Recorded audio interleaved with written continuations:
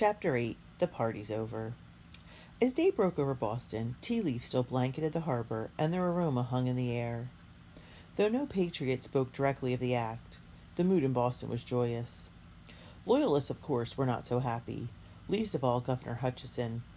He called the events of December 16th the boldest stroke that had been struck in America.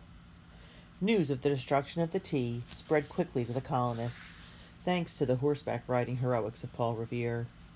He was sent by the Sons of Liberty to tell as many colonists as possible about what had happened in Boston. Never one to shy away from a challenge, Revere took off from Boston the day after the Tea Party and rode to New York, where he arrived on December 21st. All along the 200-mile journey, he stopped at inns and taverns to tell the locals there about the destruction of tea. From New York, he rode another 100 miles or so to the city of Philadelphia. By the end of December, the event in Boston, later called the Boston Tea Party, was the hottest topic of discussion throughout the 13 colonies. It took several weeks for the news to reach Britain, since the news couldn't travel any faster than it took a ship to cross the ocean. Finally, on January 19, 1774, King George III got the full report from his advisors, and he probably wasn't very happy. The King and Parliament decided to punish the entire city of Boston with the passage of the Coercive Acts, which the Patriots later called the Intolerable Acts. As one member of Parliament put it, the town of Boston must be knocked down about their ears and destroyed. The British Parliament also passed these acts in the hopes that they would prevent other colonies from resisting or protesting their rule. The Coercive Act shut down Boston Harbor until the East India Tea Company was repaid for the destroyed tea. That meant that only food and firewood were allowed into the port. Everything else was banned. Not even hay was allowed in to feed the starving horses. The people of Boston were forced to provide housing for the thousands of British troops sent there to enforce the new laws. So, many British soldiers slept in barns, taverns, and other buildings, making these places unusable for the colonists. And there was nowhere for them to complain, since town meetings of any kind were outlawed. At first, these acts did seem to make life in Boston so hard that the Patriots would be knocked down and destroyed, as Parliament hoped. But then something incredible happened. Something King George never could have expected. People throughout the colonies rallied to save Boston. The people of Windham, Connecticut, set 258 sheep to feed their starving neighbors in Boston. More food and supplies arrived from all over the colonies. Official statements of support followed. "If our sister colony of Massachusetts Bay is enslaved, we cannot long remain free," wrote representatives from Virginia.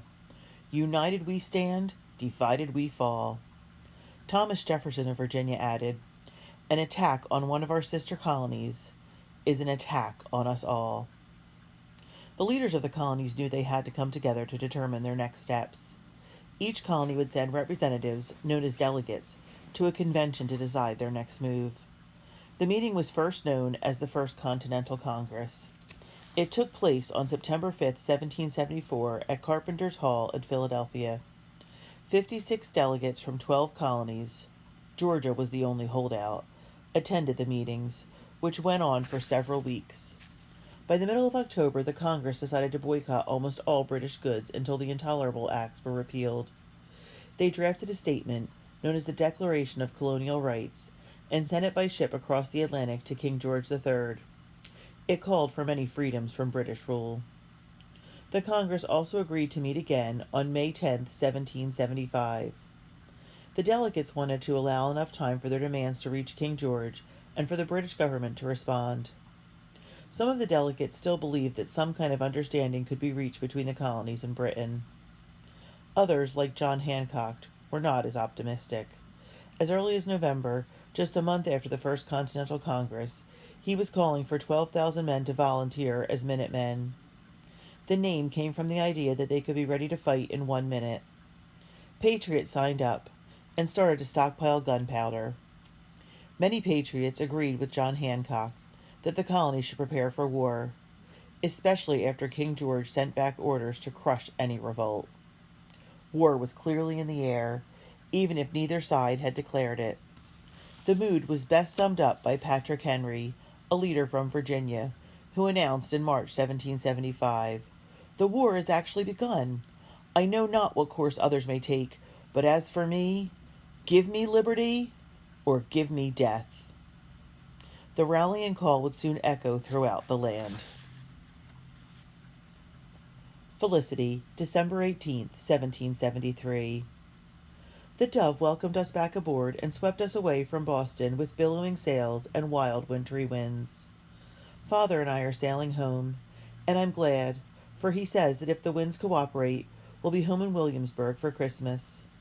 As we sailed out of Boston Harbor, I imagined that I saw tea leaves floating in the water.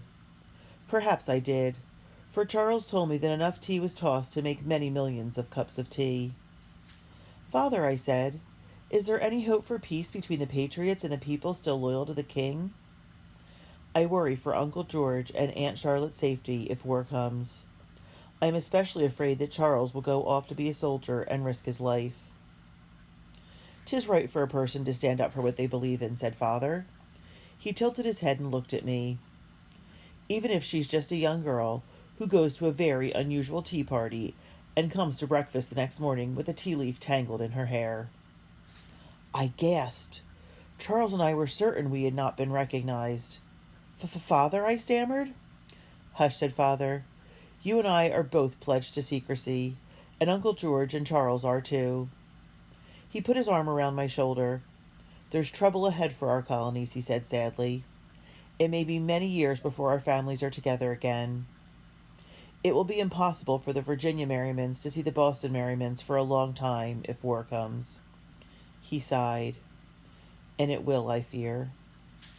I fear that when the king finds out about the destruction of the tea, he'll be as fast and furious in his punishments, and just as impossible to stop, as the winds driving the Dove out to sea.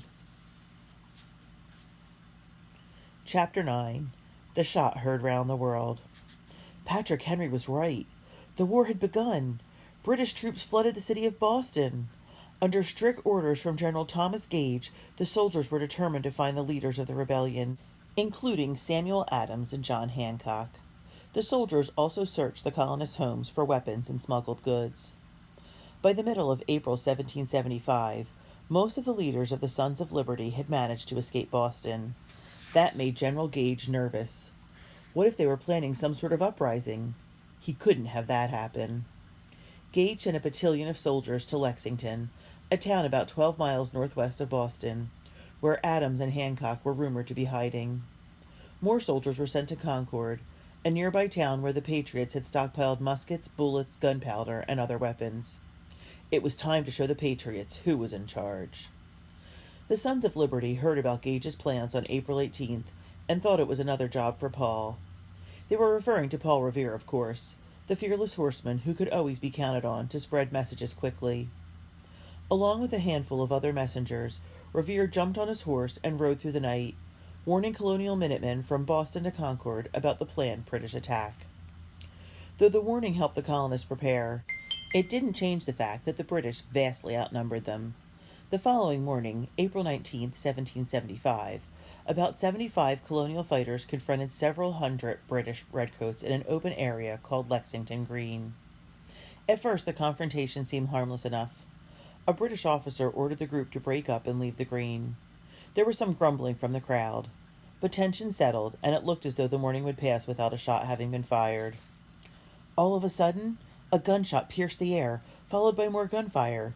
8 patriots lay dead, 9 more were wounded, and a British soldier was also injured. No one knows who fired the first bullet, but it came to be known many years later as the Shot Heard Round the World, since it was the first real battle of the American Revolution. And there was more action to come that morning, as the British soldiers marched on to Concord. Though the Redcoats had had the advantage in Lexington, by the time they reached Concord, many more patriots had arrived. Now it was 700 British soldiers defending themselves against thousands of colonists. As they retreated to Boston, the patriots continued to shoot at them from behind trees, walls, and houses. Although the British had the best trained army in the world at the time, they were easy targets for men hidden from sight. Finally, the British soldiers ditched everything, even their weapons, to make a fast retreat. All total, 73 British soldiers were killed that day, and another 174 were wounded. By comparison, 49 colonists died, and 39 were wounded.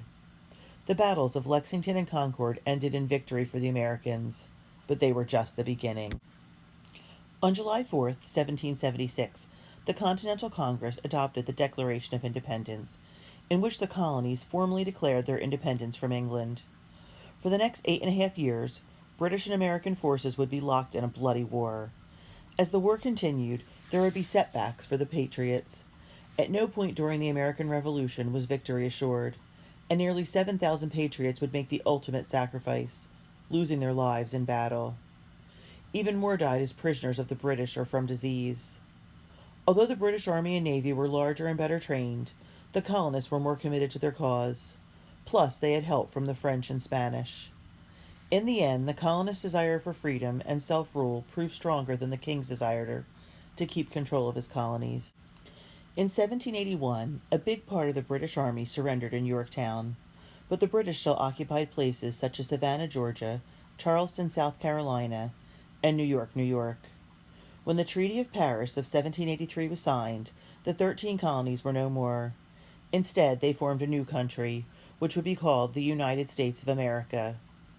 In time, the United States of America would grow to 50 states, and its democratic spirit would be a model for many other nations around the world. Felicity, July 28, 1776, in Williamsburg, Virginia. The war Father and I feared came faster and more furiously than any of us had imagined. We've been at war for a year now, and the shelves in Father's store look very different. Since ships carrying goods from England are no longer coming to the colonies, we've learned to get by with less. But we colonists have also learned how to make many of the things we used to import. I am proud to see fabrics woven here in America in Father's store. I like drinking rose-hip tea and knitting with wool I've spun myself, just as the Daughters of Liberty do in Boston. Today I heard the declaration written by the First Continental Congress read aloud on the steps of the courthouse, boldly declaring our independence from British rule. No longer will we be subjects of the king, paying taxes we never agreed to, punished for disobeying laws imposed on us unfairly, and ruled by powers an ocean away. I felt shivers when I heard the words. We hold these truths to be self-evident, that all men are created equal, that they are endowed by their Creator with certain unalienable rights, that among these are life, liberty, and the pursuit of happiness. Father says the war for independence will be long and hard, and full of loss and sorrow. I have no doubt that's true, but I also have no doubt that the struggle will be worth it in the end. For wasn't I there at the beginning, at that very unusual tea party up in Boston, with the first patriots who stood up for freedom?